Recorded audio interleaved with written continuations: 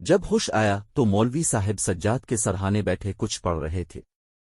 اس کے ابو پریشانی میں بیٹھے تھے۔ مولوی صاحب کے پوچھنے پر ان کو سجاد نے ساری بات بتائی تو مولوی صاحب سوچ میں پڑ گئے۔ پھر اس طرح کے واقعات سجاد کے علاوہ اس کے گھر کے دوسرے افراد کے ساتھ بھی پیش آنے لگے۔ کبھی باتھ روم کا دروازہ اندر سے بند ہوتا، پانی کی آوازیں آنے لگتیں، تھوڑی دیر بعد دروازہ کھل جاتا لیکن اندر کوئی نہ ہوتا۔ ایک بار وہ سب رات کو ٹی وی دیکھ رہے تھے کہ بجلی کا بٹن ٹھک سے اوپر ہوا اور بلب بجھ گیا۔ ایک بار اس کی والدہ کی چارپائی کمرے میں کسی نے کھینچ کر دور کر دی جب وہ نیند کر رہی تھیں۔ چیزیں وہ ایک جگہ رکھتے مگر وہ دوسری جگہ پر موجود ہوتی تھیں۔ گھر کا ہر فرد ڈرا سہما رہنے لگا تھا کہ کوئی سجاد کے ساتھ نہیں بیٹھتا تھا۔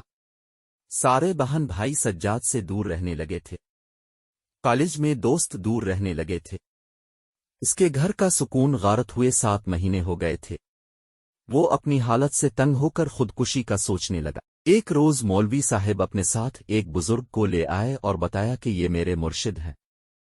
وہ بزرگ سفید کپڑوں میں تھا، سفید امامہ تھا، چہرے پر سفید داڑھی تھی اور ماتھا ایسے چمک رہا تھا جیسے روشنی پھوٹ رہی ہو۔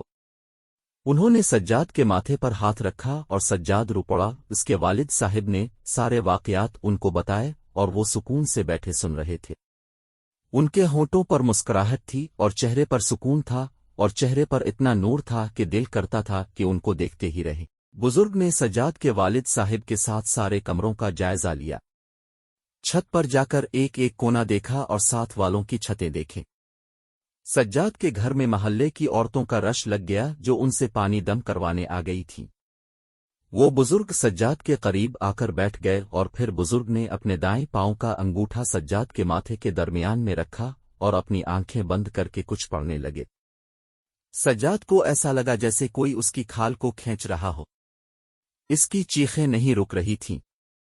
وہ بزرگ کا انگوٹھا اپنے ماتھے سے ہٹانا چاہتا تھا مگر ان کا پاؤں تک نہیں ہلا سکا۔ سجاد کے بھائی نے اسے بتایا کہ وہ بزرگ 1 گھنٹے سے زیادہ کچھ پڑھتا رہا اور اس کی دلخراش چیخیں سننا سب کے بس سے باہر تھیں۔